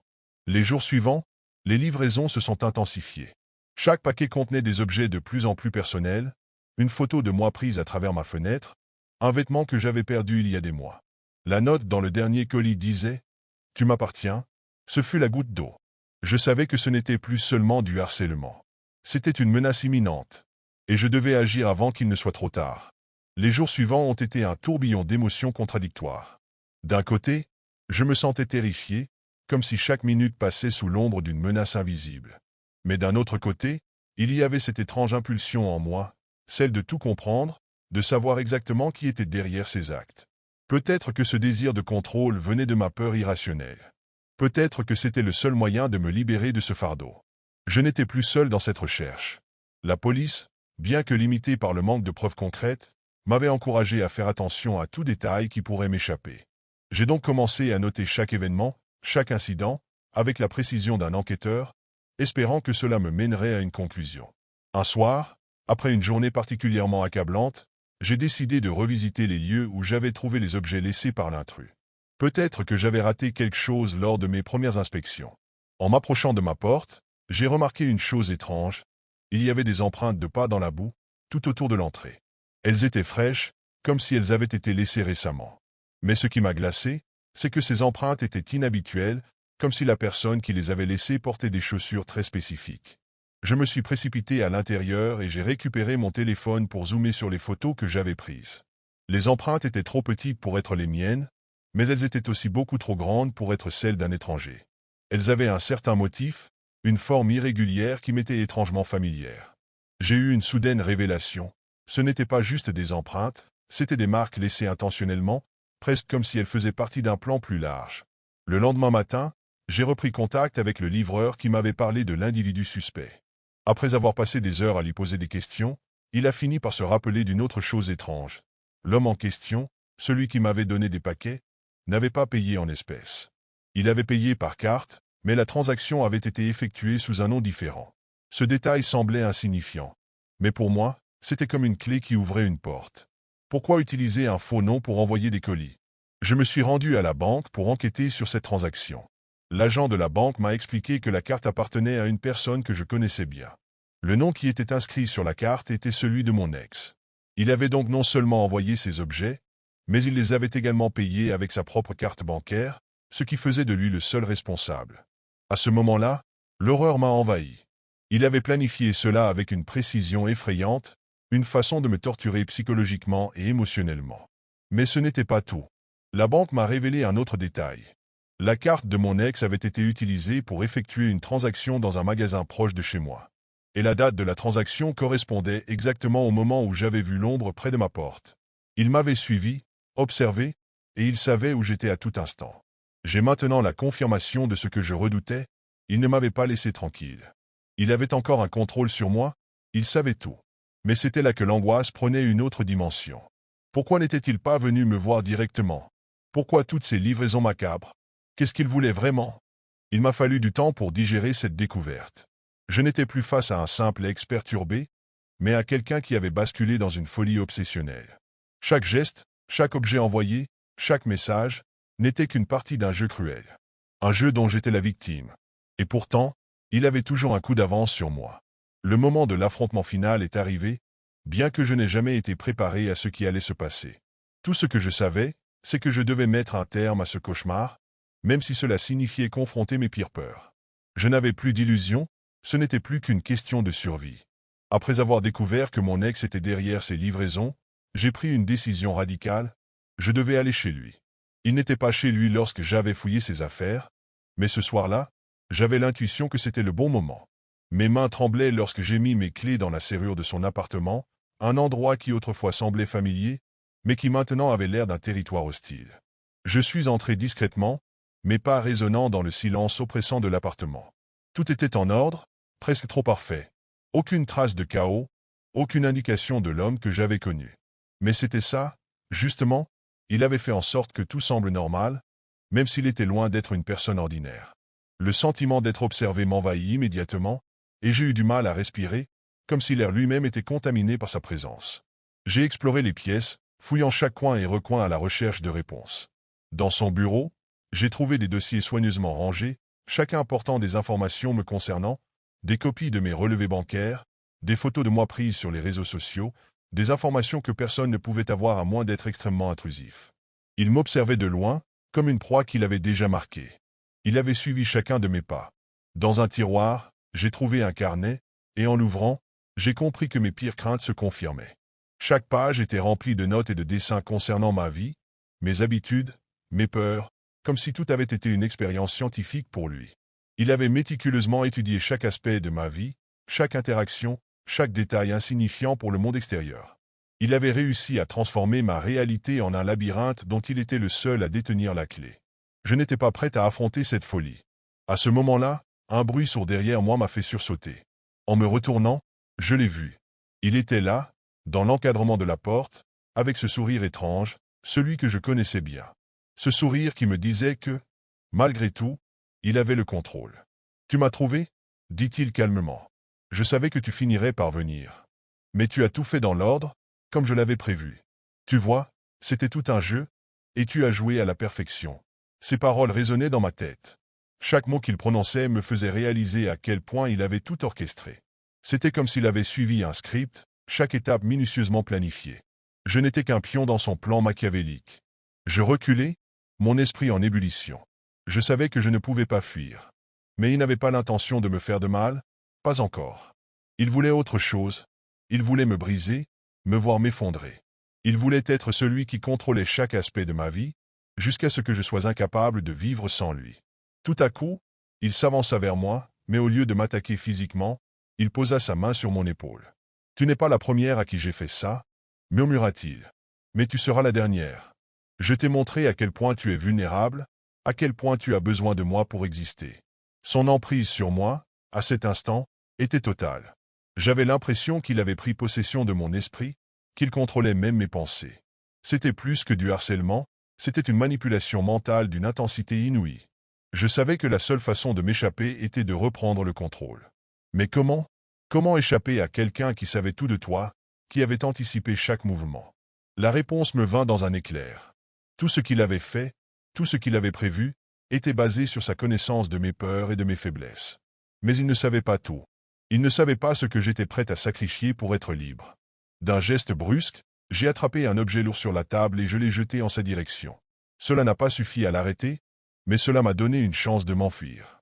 Je me suis précipité vers la porte, son rire me suivant comme un écho dans l'appartement vide. C'était fini. Il n'avait plus de prise sur moi.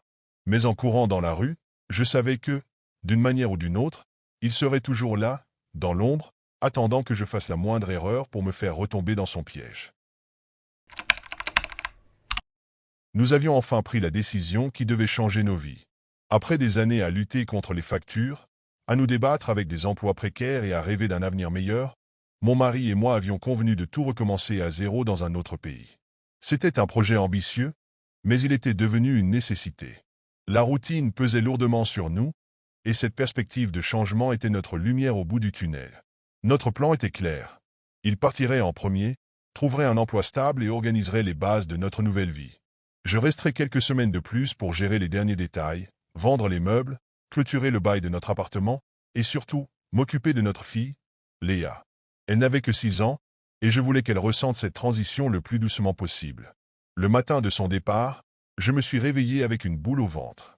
L'idée de rester seul, même temporairement, me paralysait légèrement, mais il m'avait rassuré. « Tout ira bien, Julie. Je t'appellerai dès que je serai installé, » avait-il murmuré avant de me serrer contre lui. Je me raccrochais à ces mots comme à une promesse, bien qu'une inquiétude sourde semblait s'être installée en moi. À l'aéroport, Léa était radieuse. Elle ne comprenait pas totalement ce que ce départ signifiait, mais elle savait qu'il s'agissait de quelque chose de spécial. Elle avait serré son père dans ses petits bras et lui avait glissé à l'oreille. « Ramène-moi une surprise, d'accord ?» Il avait ri, essuyant une larme discrète, avant de lui promettre qu'il reviendrait vite. Lorsque son avion a décollé, une étrange mélancolie m'a envahi. Je savais que c'était le début d'une nouvelle aventure, mais j'avais du mal à ignorer cette sensation de vide. Sur le chemin du retour, je me suis surprise à pleurer, bien que je ne sache pas exactement pourquoi. Peut-être était-ce le stress, ou simplement l'anticipation de tout ce que cette décision impliquait. Les premières journées sans lui furent étrangement calmes. Léa et moi avions établi une nouvelle routine, remplie de rires et de conversations sur notre vie future. Nous dessinions ensemble la maison que nous habiterions, et elle me demandait souvent si elle pourrait avoir un chien dans ce pays magique. Je lui répondais que tout serait possible, avec un sourire que je m'efforçais de rendre crédible. Cependant, au fil des jours, son absence devint plus pesante. Les soirées étaient les plus difficiles. Je m'asseyais sur le canapé, mon téléphone à portée de main, espérant un appel, un message, n'importe quoi. J'avais bien reçu un bref email le lendemain de son arrivée, mais depuis, rien. Il me semblait étrange qu'il ne prenne pas le temps de nous donner des nouvelles, surtout en connaissant mon anxiété naturelle. Pour me distraire, je me concentrais sur les démarches administratives et l'emballage des affaires. Chaque objet que je rangeais dans un carton semblait chargé de souvenirs, de moments partagés, et j'espérais que tout cela serait bientôt remplacé par de nouvelles expériences, plus heureuses. Mais malgré mes efforts, une inquiétude croissante s'installait en moi. Je me souvenais de ces derniers mots avant de passer le portique de sécurité à l'aéroport. « Fais-moi confiance, tout ira bien. » Ces mots résonnaient dans ma tête, mais ils avaient perdu leur effet apaisant. Mon instinct me soufflait qu'il y avait quelque chose de plus sombre, quelque chose que je ne pouvais pas encore comprendre. Chaque soir, en bordant Léa, je lui racontais une histoire sur notre nouvelle vie. Mais au fond de moi, une question grandissait, lancinante. Pourquoi n'avais-je toujours pas entendu sa voix? Pourquoi ce silence soudain? Les jours se transformaient en semaines, et le silence de mon mari devenait assourdissant. Chaque matin, je vérifiais frénétiquement mon téléphone, espérant y trouver un message ou un appel manqué. Mais rien. L'écran restait vide, comme un miroir cruel de l'absence. Je tentais de me convaincre qu'il était simplement débordé, qu'il essayait de s'adapter à sa nouvelle vie, mais mon intuition me soufflait que quelque chose n'allait pas. J'avais envoyé des dizaines de messages, et même laissé des messages vocaux sur son téléphone. Chaque tentative restait sans réponse. Les rares fois où je parvenais à dormir, je me réveillais souvent en sursaut, le cœur battant, avec cette sensation étouffante qu'il essayait de me dire quelque chose, mais que je ne pouvais l'entendre. Mes amis et ma famille tentaient de me rassurer. Peut-être qu'il a des problèmes de connexion, disait ma mère. Il doit être submergé avec tout ce qu'il a à gérer, ajoutait une amie. Mais leurs paroles semblaient vides, comme si elles ne faisaient que renforcer le poids de mon inquiétude. Une nuit, alors que je fixais le plafond dans l'obscurité de ma chambre, j'ai pris une décision. Je devais agir. J'ai commencé par appeler les rares contacts qu'il avait dans le pays où il était censé être. Mais personne ne l'avait vu ou entendu parler de lui. À mesure que les jours passaient, cette absence de réponse prenait une tournure de plus en plus angoissante. J'ai alors contacté la compagnie aérienne pour confirmer son vol. Ils m'ont assuré qu'il avait bien embarqué et atterri à destination. Mais après cela, plus aucune trace. La police locale, à qui j'avais demandé de l'aide, m'a répondu avec peu d'enthousiasme, prétextant qu'il n'y avait aucune preuve qu'il soit en danger. À ce stade, même Léa commençait à poser des questions. « Maman, pourquoi papa ne m'appelle pas? Il ne m'aime plus, Ces paroles étaient un coup de poignard dans mon cœur. Je ne savais pas quoi répondre, alors je lui mentais. Papa est juste très occupé avec son travail, ma chérie. Il t'aime très fort. Mais ces mots sonnaient faux, même à mes propres oreilles. Léa, dans son innocence, continuait de dessiner des cartes et des lettres qu'elle voulait envoyer à son père. Elle les déposait sur mon bureau, et chaque petit mot m'écrasait un peu plus sous le poids de l'incertitude. Mon mari n'aurait jamais ignoré sa fille, jamais. Le plus étrange, c'était cette sensation persistante qu'il essayait de me parler, d'une manière ou d'une autre. J'entendais parfois son rire dans mes rêves, ou je me souvenais de phrases qu'il m'avait dites, comme des indices laissés derrière lui. Mais rien de tout cela n'avait de sens. C'est alors que j'ai décidé de fouiller davantage. J'ai commencé par ses réseaux sociaux, son email, et même ses relevés bancaires. À ma grande surprise, tout semblait normal, comme si la vie continuait. Des transactions récentes apparaissaient, mais elles étaient incohérentes, des achats dans des lieux qu'il n'aurait jamais fréquentés. Je savais, au fond de moi, que quelque chose de terrible était arrivé. Mais je n'étais pas encore prête à affronter la vérité. Pas encore. L'idée de retourner dans notre ancienne maison m'avait hanté pendant plusieurs jours. Après des semaines de silence et d'incertitude, j'avais épuisé toutes les options logiques. Les appels aux autorités, les messages envoyés à ses anciens collègues, les recherches en ligne. Rien ne me menait nulle part. C'était comme s'il s'était évaporé. Finalement, le besoin de réponse surpassa ma peur, et je pris la décision d'y retourner. Léa restait chez ma mère cette journée-là. Je ne voulais pas l'emmener dans ce lieu vide, chargé de souvenirs, désormais, de questions oppressantes. Quand je me garai devant la maison, un frisson glacé me parcourut. Tout semblait figé dans le temps, comme si le départ de mon mari avait suspendu la vie entre ses murs. Je déverrouillai la porte et pénétrai dans le silence oppressant de la maison. L'air était lourd, chargé de cette odeur de renfermé qui trahissait l'abandon. Les volets fermés laissaient filtrer de minces rayons de lumière qui découpaient la poussière en particules suspendues. Je me tenais immobile dans le hall, le cœur battant à tout rompre, comme si je m'attendais à ce qu'il surgisse à tout moment. La maison était telle que nous l'avions laissée. Les meubles étaient couverts de draps blancs, les cartons de déménagement que nous n'avions jamais eu le temps d'ouvrir s'empilaient dans un coin.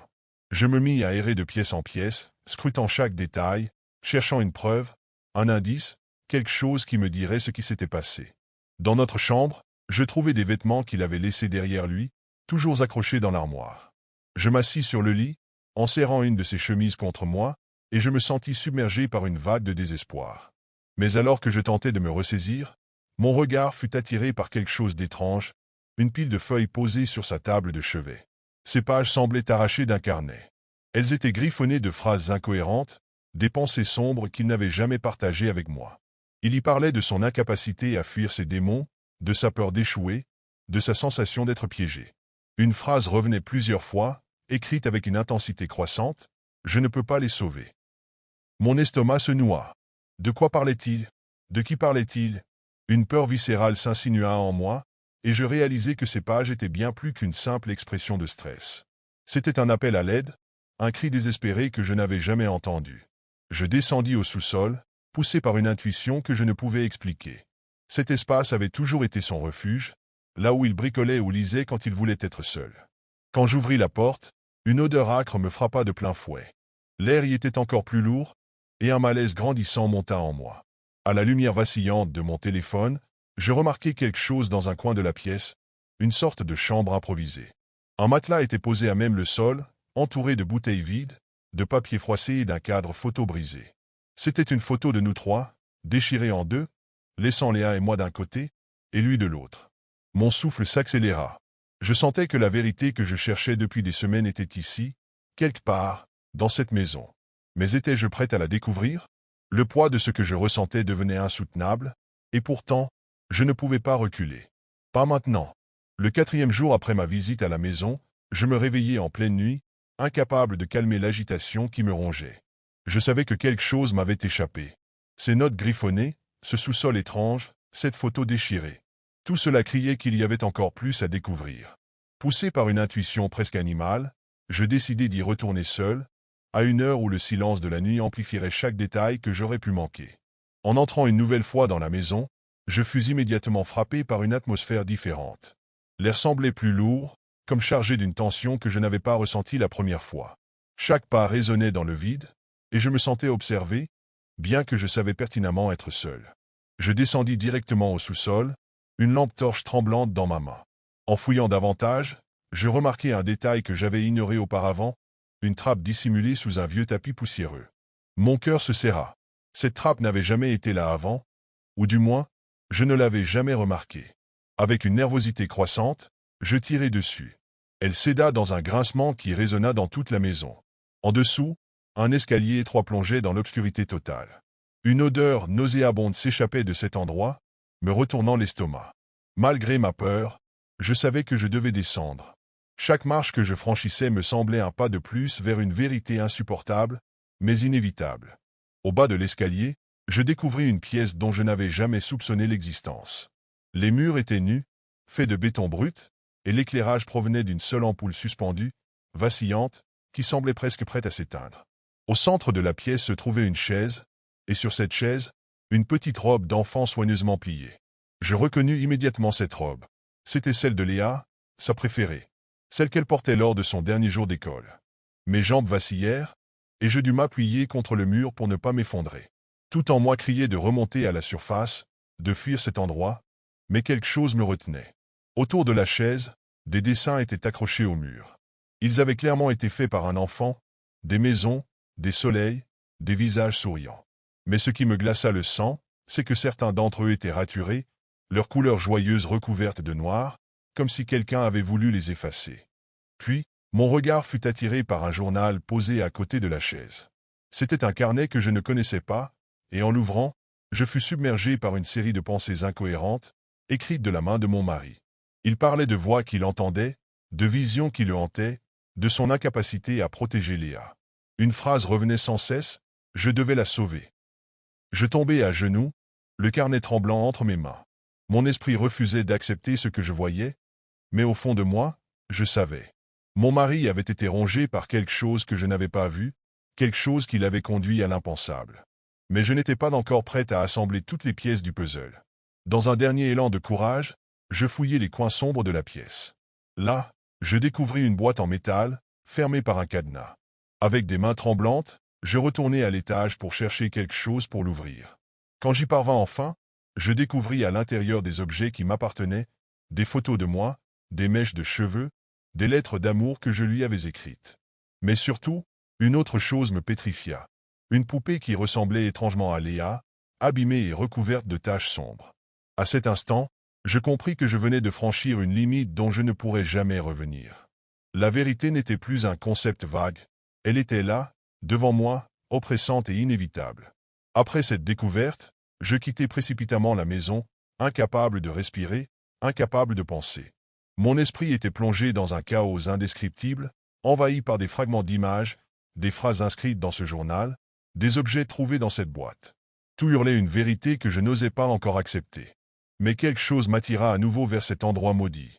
Peut-être était-ce un sentiment de devoir, une obligation de comprendre tout ce qui s'était passé pour pouvoir enfin avancer. Le lendemain matin, je retournai à la maison, cette fois accompagné des autorités. Les policiers, bien qu'initialement sceptiques, prirent mon récit au sérieux en voyant l'état de la maison et les objets découverts au sous-sol. Ils fouillèrent la propriété de fond en comble. À mesure que les heures passaient, mon anxiété augmentait, chaque minute semblant s'étirer à l'infini. Puis, l'un des agents revint vers moi, le visage fermé. Ils avaient découvert une autre pièce cachée derrière un faux mur dans le sous-sol. L'accès y était dissimulé par une étagère, si bien intégrée au mur qu'elle semblait presque invisible. Quand ils ouvrirent cette pièce, je fus submergé par une vague d'horreur. L'endroit était exigu, froid, et dégageait une odeur insoutenable. Au centre, une table était couverte de papiers, de dessins d'enfants et de photographies. Parmi ces dernières, il y avait des clichés de Léa, pris à son insu, et des photos de moi.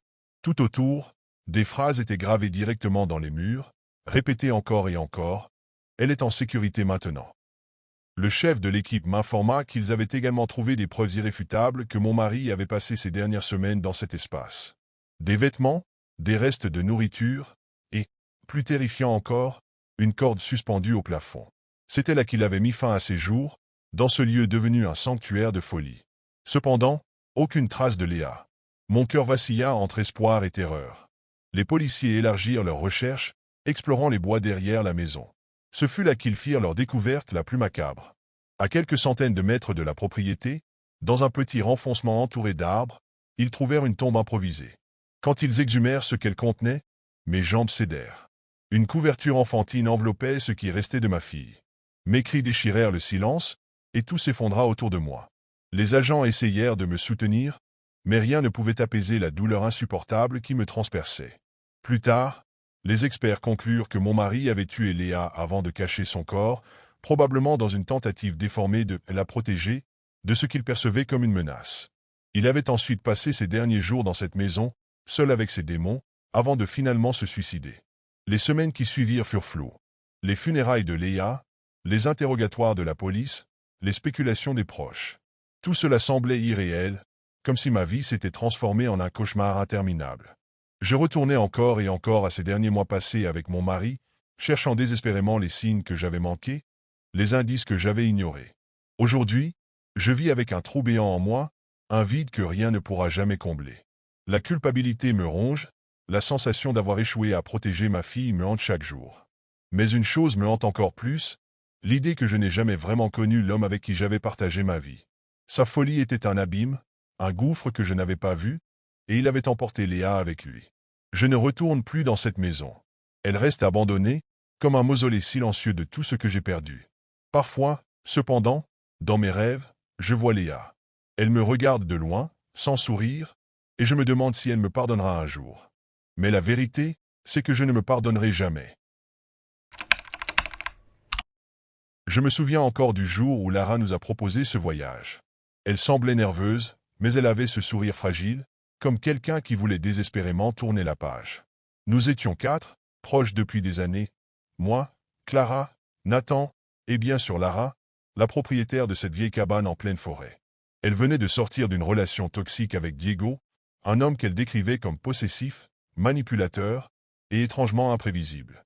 Elle nous a dit que cette escapade serait l'occasion parfaite de l'aider à oublier. La cabane était charmante mais isolée, entourée d'arbres qui semblaient s'étirer à l'infini. Le genre d'endroit où l'on se sent coupé du monde, pour le meilleur et pour le pire. Dès que nous sommes arrivés, j'ai senti une tension dans l'air. Lara essayait de paraître détendue, mais je pouvais voir ses yeux scruter les ombres des arbres, comme si elle s'attendait à y voir quelque chose, ou quelqu'un. Nous avons passé l'après-midi à décharger les voitures et à nous installer. À l'intérieur, la cabane avait cette ambiance chaleureuse mais vieillotte, avec son parquet qui craquait sous nos pas et l'odeur de bois humide. Clara a fait une blague sur l'endroit, disant que cela ressemblait à une scène de film d'horreur. Personne n'a ri. C'est en fin de journée, alors que le soleil déclinait, que Lara a mentionné, presque en passant, qu'elle avait senti une présence lorsqu'elle était venue seule préparer la cabane. Elle a parlé de fenêtres qu'elle avait trouvées ouvertes alors qu'elle était sûre de les avoir fermées. Nathan a essayé de la rassurer, disant que ce n'était probablement qu'un courant d'air ou un animal. Mais au fond de moi, je savais que Lara ne nous disait pas tout. La première nuit, après le dîner, nous nous sommes réunis autour de la cheminée. L'atmosphère s'était légèrement détendue. Nous avons parlé de tout et de rien, mais Lara restait silencieuse, le regard fixé sur les flammes. Clara a fini par lui demander si elle allait bien, et Lara a répondu, presque inaudiblement, qu'elle se sentait observée. Au début, nous avons tous pensé qu'elle exagérait, qu'elle était simplement stressée après ce qu'elle avait vécu avec Diego. Mais plus tard cette nuit-là, j'ai entendu quelque chose. Un bruit, léger mais distinct, venant de l'extérieur. Comme des pas sur les feuilles mortes. Je me suis figé, le cœur battant à tout rompre. Je voulais croire que c'était un animal, mais ce son avait un rythme trop régulier, trop humain. Le lendemain matin, nous avons trouvé des empreintes autour de la cabane, dans la terre humide. Nathan a plaisanté en disant qu'un cerf curieux avait dû s'approcher pendant la nuit. Mais ces empreintes, elles n'avaient rien d'animal. Elles étaient grandes, profondes, et trop proches des fenêtres pour que ce soit une coïncidence. Lara a blêmi en les voyant. Alors que nous prenions notre petit déjeuner, j'ai remarqué que Lara regardait constamment par la fenêtre. Elle sursautait au moindre bruit. À un moment, elle a même lâché sa tasse en entendant un craquement lointain. Nous avons tenté de la rassurer, mais une partie de moi commençait à partager son inquiétude. Plus tard dans la journée, nous avons décidé de nous promener dans la forêt pour apaiser l'atmosphère. Les sentiers étaient magnifiques, baignés par la lumière filtrée des arbres, mais je ne pouvais m'empêcher de sentir une tension croissante. À un moment, Lara s'est arrêtée net, fixant quelque chose dans les bois. « Vous avez vu ça » a-t-elle chuchoté. Nous avons regardé, mais il n'y avait rien. Pourtant, je pouvais sentir que nous n'étions pas seuls. En revenant à la cabane, un malaise s'était installé entre nous. Personne ne voulait l'admettre, mais quelque chose n'allait pas. Ce n'était pas seulement la peur irrationnelle d'être dans un endroit isolé. C'était plus profond, plus sombre. Et quelque part, je savais que ce voyage, censé nous libérer de nos démons, ne faisait que les rapprocher de nous. La promenade dans la forêt n'avait rien arrangé. En revenant à la cabane, le silence pesait entre nous comme une couverture étouffante. Nous avions tous vu ou entendu quelque chose, mais personne n'osait en parler. Lara, elle, restait sur le qui-vive, regardant par-dessus son épaule à chaque instant, comme si elle s'attendait à ce que quelque chose ou quelqu'un surgisse des ombres. C'est cette nuit-là que tout a commencé à empirer. Après le dîner, Nathan a suggéré que nous jouions à des jeux de société pour alléger l'ambiance. On s'est installé autour de la table, essayant de rire, mais chaque bruit venant de l'extérieur nous faisait sursauter. À un moment, j'ai remarqué que Lara fixait la fenêtre derrière nous, le visage figé. « Quelqu'un est là » a-t-elle murmuré. Nathan et moi nous sommes levés pour vérifier, mais dehors, il n'y avait rien d'autre que l'obscurité oppressante de la forêt. Pourtant, une étrange sensation ne me quittait pas, comme si une paire d'yeux invisibles nous observait depuis les ombres. Lorsque nous sommes revenus à l'intérieur, Lara était blême. « Je sais qu'il est là » a-t-elle dit, la voix tremblante. Vers minuit, alors que nous nous apprêtions à aller dormir, un bruit sourd a retenti sur le toit, comme si quelque chose ou quelqu'un marchait lentement au-dessus de nous. Nathan a attrapé une lampe torche et a insisté pour sortir vérifier. Je l'ai accompagné, malgré ma peur grandissante. Nous avons fait le tour de la cabane, scrutant le toit, mais il n'y avait rien. Pourtant, le bruit avait été réel, impossible à ignorer. En revenant à l'intérieur, Lara nous attendait, assise près de la cheminée. « Vous ne comprenez pas » a-t-elle murmuré. « C'est Diego. Je sais que c'est lui. » Ces mots ont fait l'effet d'un coup de tonnerre. Elle nous a raconté comment, après leur rupture, il avait menacé de la suivre partout, de ne jamais la laisser tranquille. Nous pensions qu'elle exagérait, mais maintenant, tout prenait un autre sens. Le lendemain matin, alors que nous préparions le petit déjeuner, Clara a trouvé quelque chose près de la porte d'entrée. Une cigarette, encore fumante, posée sur le sol. Personne d'entre nous ne fumait. Lara s'est effondrée en sanglots, répétant que c'était un avertissement, que Diego jouait avec nous.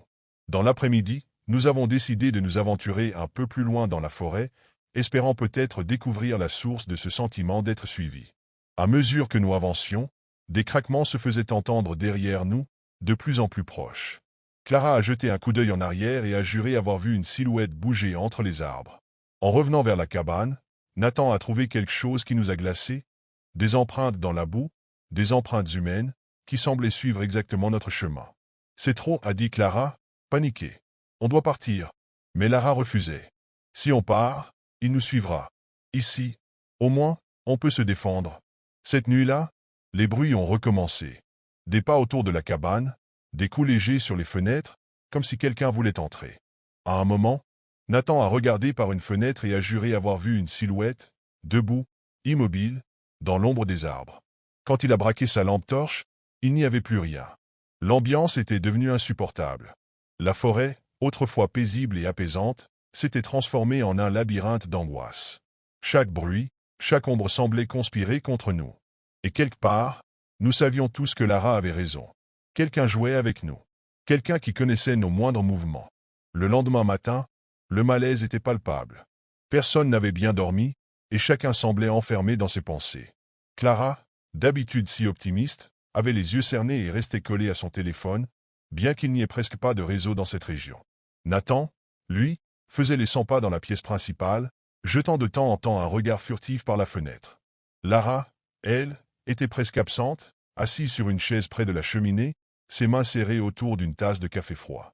Nous avons décidé de sortir, pensant que l'air frais nous aiderait à calmer nos nerfs.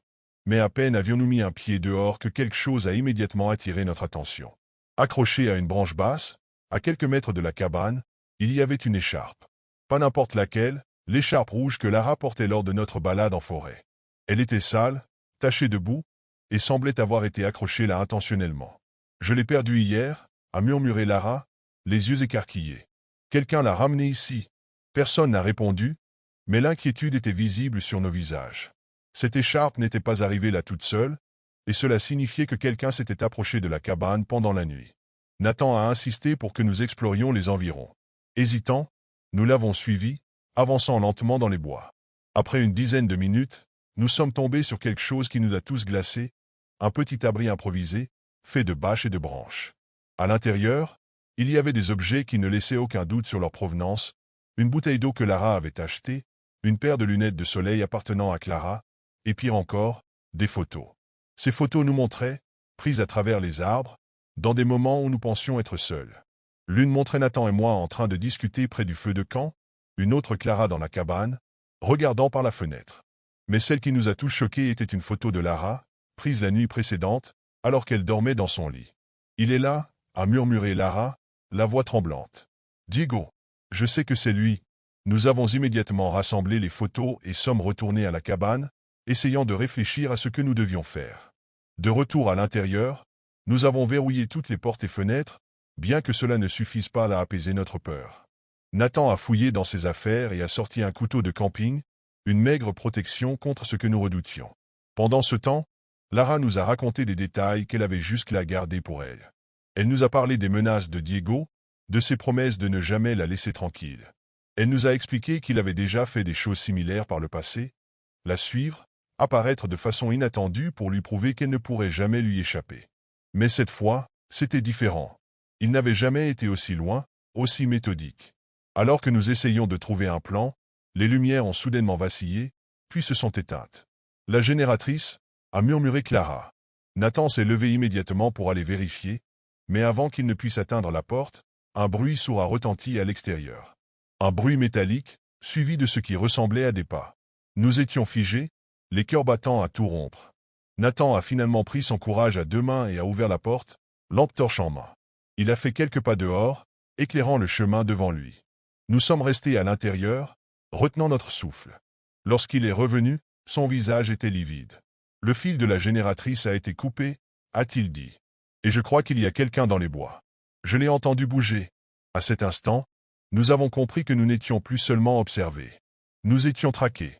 La nuit tombait rapidement, et avec elle, l'angoisse s'intensifiait. Nous étions tous sur les nerfs, pris dans un tourbillon de paranoïa et de peur. Nous nous étions enfermés dans la cabane, avec les rideaux tirés et les portes verrouillées, mais chaque bruit venant de l'extérieur nous rappelait que nous n'étions pas seuls. Le vent soufflait fort, faisant grincer les vieux murs en bois, mais à chaque rafale, on avait l'impression que ce n'était pas simplement le vent. C'était comme si quelque chose, ou quelqu'un, poussait contre les murs, testant nos défenses. Nous avons écouté, attentifs, lorsque des bruits de pas ont retenti dans la neige, tout près de la cabane. Des pas lents, réguliers, comme si quelqu'un se promenait autour de nous, en prenant son temps. Ce qui nous glaçait le plus, c'était l'idée que cette personne savait exactement où nous étions à chaque instant. À un moment, j'ai cru entendre un murmure, un chuchotement lointain, mais je n'étais pas sûr.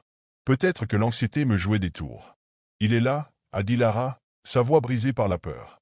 Elle n'avait même pas besoin de dire de qui elle parlait. Nous savions tous que c'était Diego, qu'il était dehors, à l'affût, nous observant. Elle a pris son téléphone, mais le signal était toujours coupé. Tout était éteint autour de nous. Un sentiment de claustrophobie m'envahissait alors que je me rendais compte que, même si nous étions à l'abri, il nous avait déjà pris au piège. Nathan a vérifié une dernière fois la porte d'entrée, mais quand il a voulu fermer la fenêtre, un cri aigu a déchiré l'air. C'était Clara. Elle pointait du doigt, tremblante, vers un arbre à proximité, où une silhouette sombre se tenait, immobile. Elle était à peine visible dans l'obscurité, mais on pouvait distinguer une forme humaine, dissimulée derrière les branches. Nous avons tous reculé, mais cette silhouette semblait se rapprocher à chaque clignement d'œil.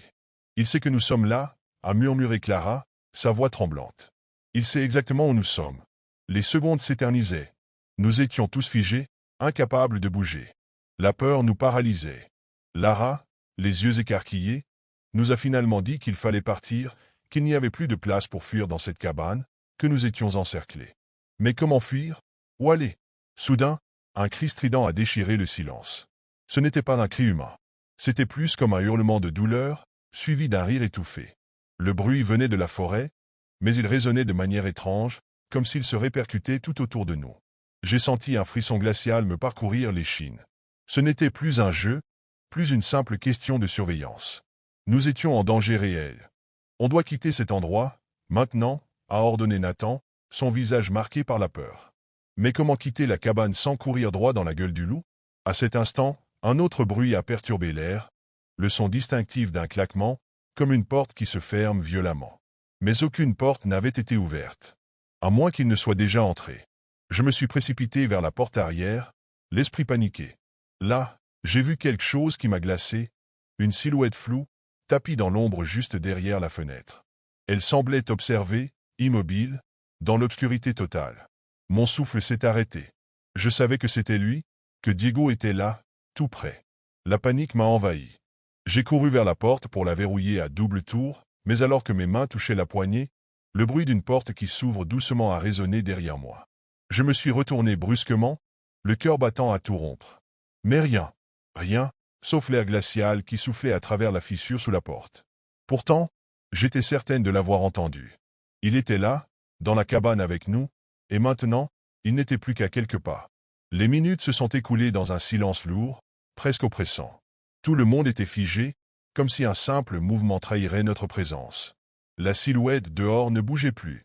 Pourtant, le sentiment d'être observé persistait. Chaque bruit, chaque souffle semblait amplifier la tension dans l'air. Je pouvais presque entendre le battement de mon cœur, martelant dans ma poitrine comme un tambour de guerre. Lara, tremblante, a brisé le silence en murmurant « Il nous regarde. Il sait ce que nous faisons. » Mais je savais qu'il n'y avait rien que nous puissions faire. Nous étions déjà pris au piège dans cet endroit, un terrain de chasse où Diego avait l'avantage. Ce qu'il voulait, c'était nous terrifier, nous briser psychologiquement, et nous étions en train de lui donner exactement ce qu'il voulait.